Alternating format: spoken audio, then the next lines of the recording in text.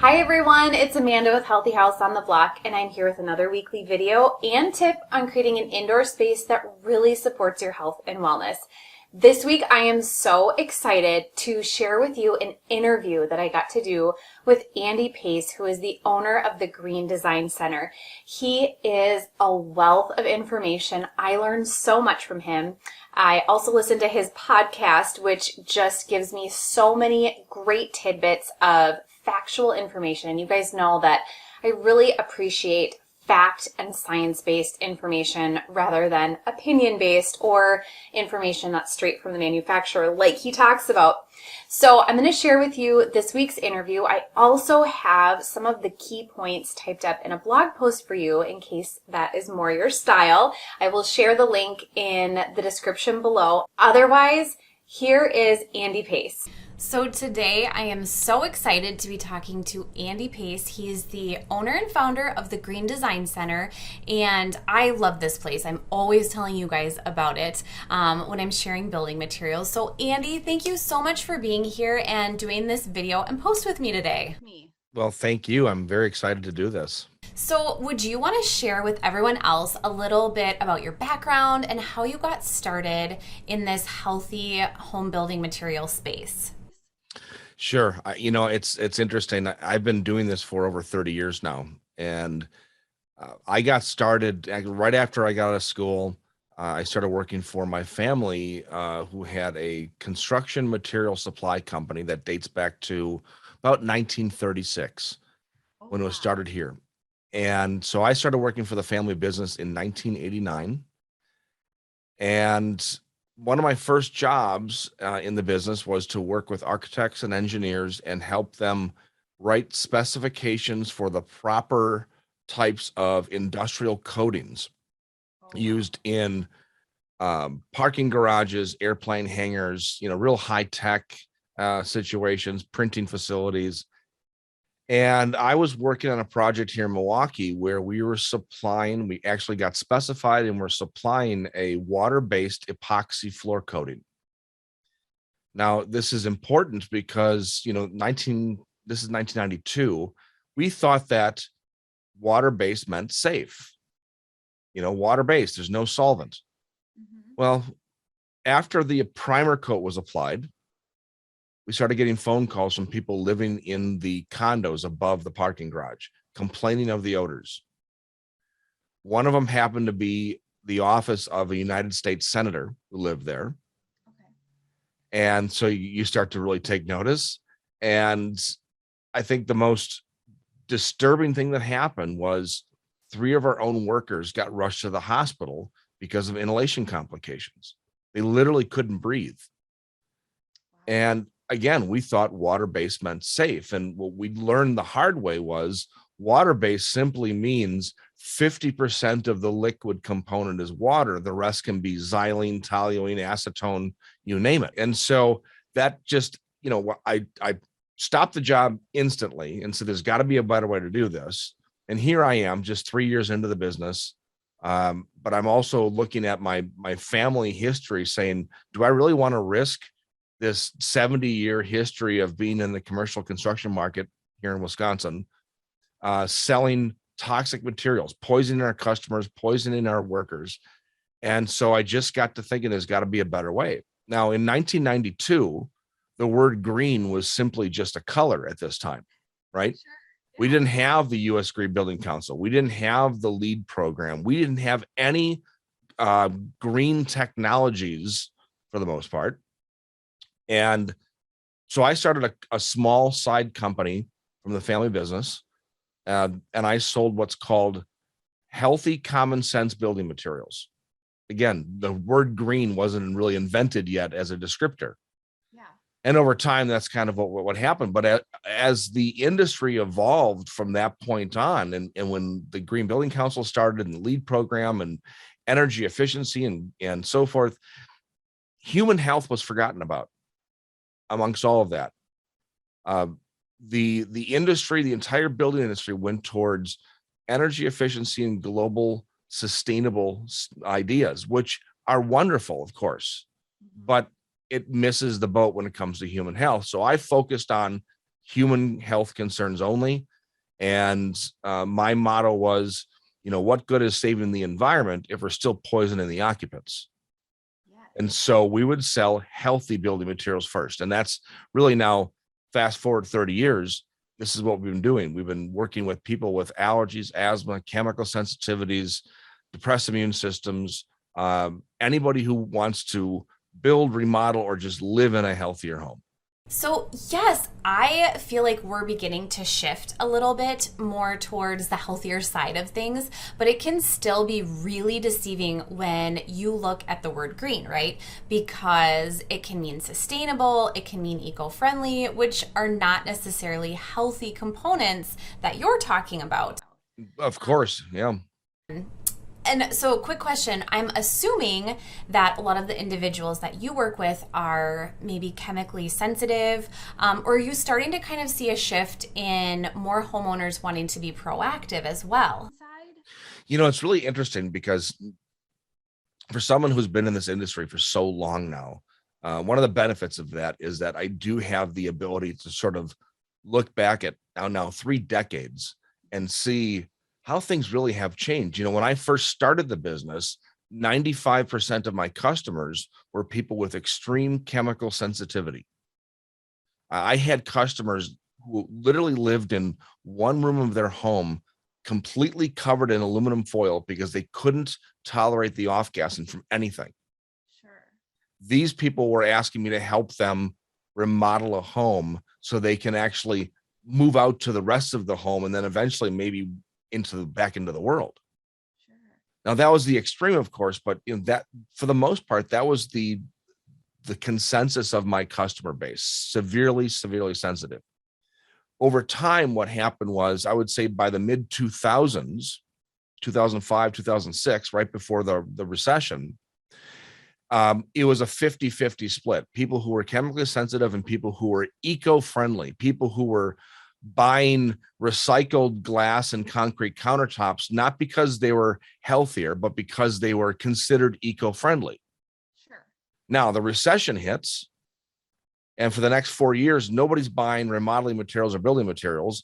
And then those customers come back into the market, and now they're specifically asking for health because they realize if they're going to invest in their home, it should be something that's actually giving them a physical improvements in their health. And now with the pandemic, you've got people forced to live in their homes 24/7 and with the kids, and people, working over here and schooling over there. And they're sitting around going, well, I really should fix that. And I should probably fix those flooring materials and fix those cabinets. But if I'm going to be here doing it, I want to make sure that it's not making us sick. So it's really interesting. In the last 30 years, where we swung from healthy to environmentally friendly and green, now it's way back over to healthy.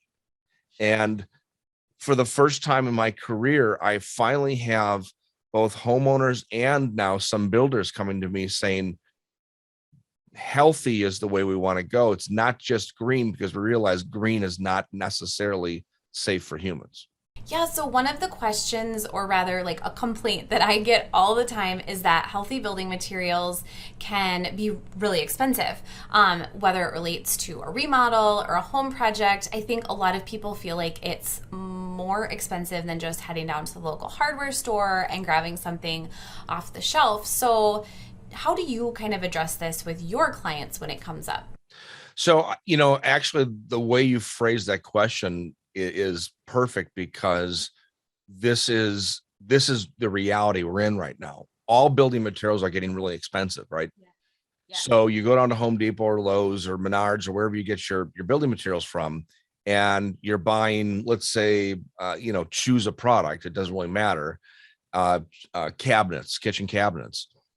And then you get a quote from a custom cabinet builder who's doing formaldehyde-free boxes and completely off-gassing free finishes. And you wonder why the price is more expensive. Well, the interesting thing is, the cost of the material really isn't dictated by the health aspect or the environmental aspect. It's dictated by the quality.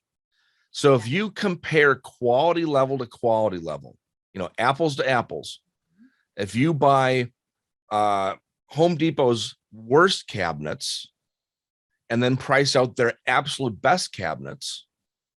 Now you price out the best cabinets from a non-toxic cabinet builder. That and the top line Home Depot are about the same. So I think what's happening is because building materials are really starting to get expensive again, people are looking for deals, of course, and so they'll price out the best deal they can, and then they say, well, but if I want to go healthy, it's going to cost so much more. No, if you want to build quality, it's going to cost more. It just so happens that most of the healthy building materials are actually much higher in quality as well. Actually, yes, this makes complete sense. We actually did this in our home. We were looking at some flooring options for our lowest level, and my husband and I were sitting and comparing, budget to health of our home and how we were going to kind of balance it all. And so what we did is we looked at the pricing of the flooring that was healthier, and sure enough, it fell right on the price scale with what would be like a higher end flooring that is just more high quality. So I kind of think it's interesting that you say this, that it's more about quality than the health, because I always think, why not do it right the first time and put in a high quality, healthy building material that you're not going to have to replace down the road or have health issues with down the road. It's always hard to justify upfront costs being more expensive, right? And at the end of the day, you still have to have the funds to pay for it. And so no matter how well I can justify why you should do it, you still have to have the funds. And so I just helped on an article about the zero waste lifestyle. Sure. And somebody wanted to say, well, how can you look at healthy building materials as part of a zero waste lifestyle?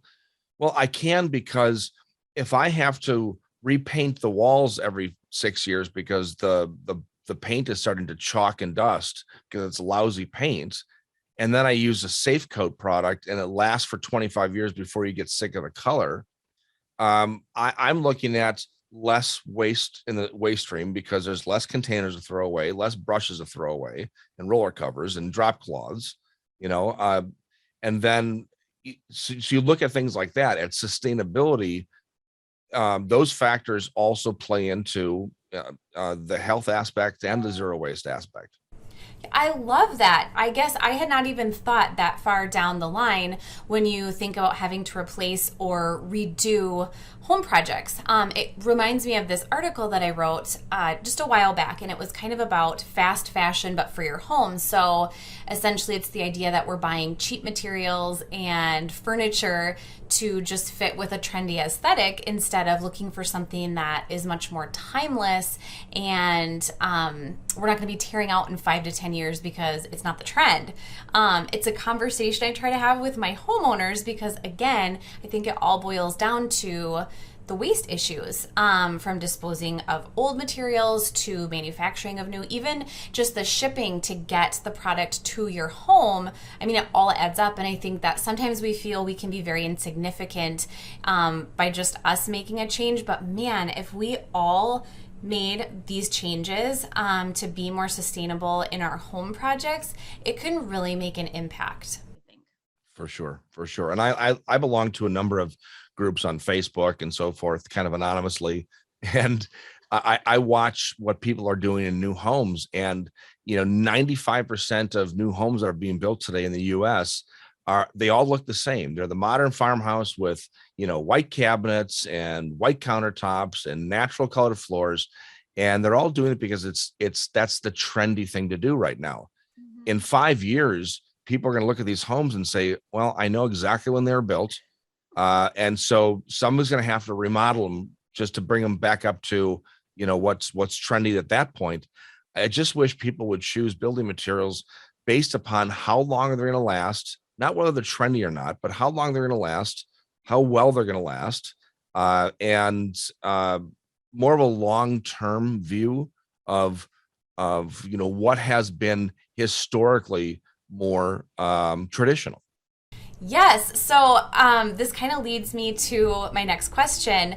A question I get a lot is when you're talking about people having a hard time finding builders or contractors who will do a home project or remodel for them, do you have any tricks or suggestions to find these contractors? Because I feel like it's easier to find maybe a builder who will start from scratch, but when you're looking for maybe a general contractor or a very specialized contractor, it can be really difficult to find someone who will use your low toxin materials. So I'm curious if it boils down to interview questions or how you go about finding them. Yeah, honestly, right now the toughest thing to find is a remodeling contractor. It's easier to find new home builders, but remodelers right now, the ones who are actually getting their hands dirty and doing the trades, they're so hard to get. They are in serious demand. They have the good ones are booked probably out 6 months to 12 months. If you find somebody who can work in your house tomorrow, there's probably a reason why, you know. And so it is tough, but I guess some of the questions some of the ways I look at it. Number one, if I'm looking to find a remodeling contractor, the very first thing I do is ask family and friends, neighbors, who have you used? Did it work out well for you? Now, let's not even think about health and environmental considerations yet. I'm just looking for somebody who is good to work with, quality, who's on time, who's kept a budget, kept a schedule, things like that. If you don't have anybody locally you can refer to that way, then I look for an organization called NARI, NARI.org, stands for the National Association of the Remodeling Industry. Contractors who are NARI members typically have to go through a whole series of educational events and testing to become certified NARI contractors. And these are going to be contractors who care about their business. They care about how they appear to the customer. They care about the language of their contracts and how secure the transaction is. So if you can't find somebody from a word of mouth, then look at NARI. At that point, then I'm asking them questions such as, are you willing to use materials that we have to because of health considerations in the household? Now, this is kind of a controversial subject. If you go to a contractor and say, I'm chemically sensitive, you can't use anything that's going to poison me, what is that contractor going to do? Probably turn around and run, right? Exactly. Because they go, oh boy, here we go. This is a problem customer. They're going to be all over me. I should be careful. So I've developed a way to not necessarily trick the contractor, but really to appeal to their common decency, which is, so we have somebody here in the household who's got going through some pretty severe health issues, and they've got really no immune system left right now because of the treatments. And we'd really like to be able to use materials that we know are going to be free of toxic off-gassing.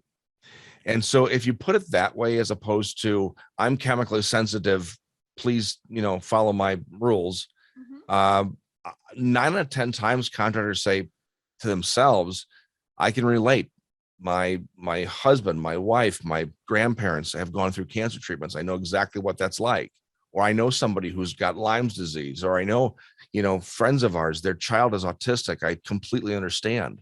And so you appeal to that common decency, and again, you'll find somebody who appreciates that, and then who will work with you. I've had problems in the past finding contractors until you start to appeal to that level, and now I'm finding it much easier to find people to work with, and to almost to the point where they've become passionate about making sure your project is as healthy as possible. Right. And I think a lot of it boils down to this education piece that we've talked about before, because contractors maybe just don't know these healthier materials are out there and available to them, in the sense where the homeowner can get toxin-free finishes for their home. I think it kind of just reiterates how amazing the Green Design Center is, because it's an incredible resource, and the products are kind of pre-screened for contractors and homeowners alike. And I mean, where I live in the Twin Cities, I don't have something like this just around the corner that I can go get healthy home finishes at. And so I'm guessing most locations around the country are kind of in the same boat as me. And instead you're having to do research, which again is why the Green Design Center is just so phenomenal. So one thing I'm curious to get your opinion on, and I'll kind of use an example, is say you have a contractor and you've presented them with like two types of insulation. One is very toxin free, it's all natural, it makes the house very breathable. The other option is, low toxin, but the contractor feels very comfortable with this second low toxin option. As a homeowner, should we go with that option that the contractor is more comfortable installing because they've used it before or they know the brand? Or should we really push for like a completely toxin-free option? Yeah. So a couple pieces of advice I can give you there. When choosing materials, when choosing products, and as you pointed out, doing research online to try to find out what's going to be the best. Here's the problem with doing research online is 98% of the information you'll find online is going to be from the manufacturers themselves telling you why their product is best. Yes. They're never going to advertise, here's why we suck. Here's why you don't want to use our product. And so, to your point just before, the Green Design Center, it's not an end all be all list of the only products that are healthy. Here's a curated collection of materials that I've found in the last 30 years that are the least toxic and my customers have tolerated best. Mm-hmm. Now, I've been very well known as the person who probably sells you out of what you think you want. And a lot of times I pass up on sales because I know it's not the right product for the situation. The last thing I would ever want is for you to come back to me 2 years later and say, well, you told me I should use that insulation and, how come I still can't live in my house? And so I don't want you to find out the hard way that the most eco-friendly insulation out there, spray foam, is also one of the most toxic. And so we sell people out of these things quite often because they're going to learn eventually, either now when we tell them or the hard way. And so I guess to answer your question, to make a long story longer, what I really recommend is for those types of questions, I do a consultation service. And so you can book me for a 15-minute appointment, a half-hour appointment, all the way up to an hour, or all the way up to an entire project for a year. And we go through every aspect of home construction. 90% of the toxicity issues inside of the home will actually come from the things you see and touch on a regular basis, your flooring materials, your wall treatments, your cabinetry, your furniture. That last 10% comes from the things behind the walls, such as insulation. Sure. And so this is a conversation we would have based upon a number of factors. What type of R value we're trying to achieve, what's the goal here? And then I look at things like, what are your specific sensitivities? I recommend formaldehyde-free fiberglass for just about every job I do because it's the best bang for the buck, price-wise, insulation value-wise.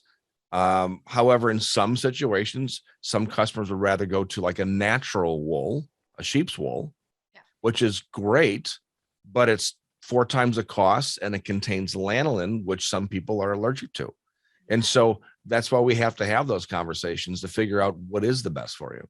Oh my gosh, that is perfect. Yes, natural does not always mean that it's the best thing for the individual. So we had to find this out kind of the hard way at my own house, not with building materials, but instead we were looking for a toxin-free cream for my son's eczema, trying to find something petroleum-free, and a lot of times they have lanolin in it, and we found that it was actually making his skin more irritated in the end. And so I think there is something to be said for these natural components, such as essential oils, even, that they just don't work for everybody in the same capacity. So these are great tips, I think, for anyone who's looking to start a project. And I love what you said about these high touch areas that we need to pay attention to. I agree that they're the most important parts of a healthy house. So is there any place that you kind of recommend someone start when they're looking at creating an area of their house to be healthier? Some of the changes can be so expensive. I think a lot of people kind of wonder, where do I start? That's a tough question, because it's really, you have to look at the home in a holistic approach. But it's all about fresh air, healthier materials, clean water, and so fresh air. I would say there's two things. Number one, a good air purification system for the home, whether it's a whole house purifier or a really good portable. Start in the bedroom. Always, the bedroom needs to be the healthiest room in the home.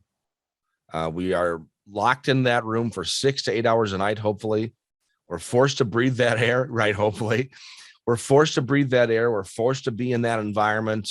That's got to be the healthiest room in the home. So if you can only afford to remodel one room of the home to make it healthy, do that. And if you can't even afford to remodel it, here's what I'd say: rip out the carpeting.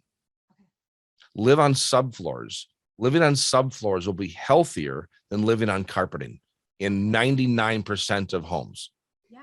Carpet is, there's two carpet manufacturers in the world that I can refer people to for toxin-free carpets: Earthweave out of Georgia and Nature's Carpet out of Canada, Vancouver, Canada. Beyond that, every carpet made today will release formaldehyde. I've tested carpets from every manufacturer out today. I've tested carpets that are new and carpeting that's over 30 years old, and it still off-gases toxic levels of formaldehyde, amongst many other chemicals as well. You know, I know that the buzz right now is for people to look for materials that are low VOC. Yeah. Keep in mind that a VOC is not a toxin for humans. A VOC is regulated because of the propensity for that to create smog outdoors. Yes.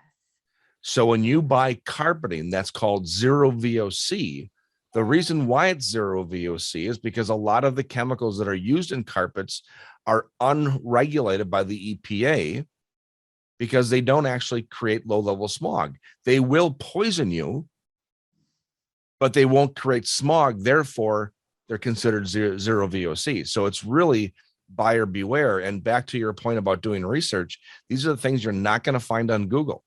So this is so important to understand, because this is the information that isn't in your face like the zero VOC trend is right now. I mean, like, it's everywhere right now. Right. And you have to be careful when you're buying materials. And again, we're all buying on budgets. And I'm not saying that you have to go through the Green Design Center. There are other retailers across the country you can work with, but don't just rely on the salesperson at the big box store who was probably selling cars yesterday and today he's selling flooring, telling you, oh, don't worry, this floor is toxin free. It's zero VOC. Don't worry about it. Because I've tested those carpets that they're selling. And when they come back at 300 to 400 parts per billion of formaldehyde off-gassing, and the manufacturers completely pushes back and says, no, our products are formaldehyde free, until we do a chamber test and they say, oh, that's right, we forgot. We actually use formaldehyde in the dye. You know, they are not going to admit their defaults until they absolutely have to. So you've got to get information from somebody that you trust. So this is such a great conversation to have, and I feel like it can be so helpful to the rest of my community too. It kind of gives me a sense of peace knowing that, yeah, I can do my project the right way the first time and really take my time in finding the right people and materials. And if you don't have the hours that it takes on a daily basis to do the research, that's why I do consulting, because I can answer in in 30 minutes what it might take somebody 2 weeks to find out. Oh, exactly. It's comforting to know that there are people like yourself out there that can help us when we start these remodels and these projects, or even just getting through the planning part of it, because in my book, I think the planning is way more difficult than the execution of the project itself. Oh yeah, for sure. I have customers right now that I go through Zillow listings with online during our call, just so I can help them find a home to put an offer on, because they just may not know what to look for. And a lot of times in the pictures, I can tell them what to look at. 100%. So it's like when I go into a house and I put on what I call my inspector glasses, because the things that I look for just jump out at me when I'm doing this. And when I coach realtors with this process as well to kind of spot these same things, it is just all about teaching them what to look for. And it's so important, this environment that we live in. And I so appreciate your knowledge and your expertise. I learned so much from you as well. And I'm so thankful that all of these things can get passed on to my community as well. And so I will link to the podcast and the Green Design Center in my blog post and in the video show notes. The topics that you cover on your podcast are absolutely fascinating, and I'm an avid listener, although usually it's when I'm just in the car by myself so I don't get distracted. But I can't thank you enough for all the information that you freely share with everyone, instead of just keeping it to yourself. Oh, thank you so much. Well, and that's why I started the podcast so many years ago, because it was a way just to get that information out of my head and just, put it out there, and who knows what'll happen with it. I've been asked for 25 years to write a book about healthy home building, and I've started writing, I don't know, 8, 9 times in the last 25 years. The problem is technology changes so fast that I decided that if I wrote a book, by the time it got published, it'll be out of date. Right, so yeah. I do the podcasting, I do these types of interviews, I do the consulting. For me, it's just getting the information out there to people, no matter what way I get it out there. At least, hopefully, it's doing some good. It is, because I think education is the biggest piece of all of this. So thank you again so much. Is there any specific place that anyone can find you at?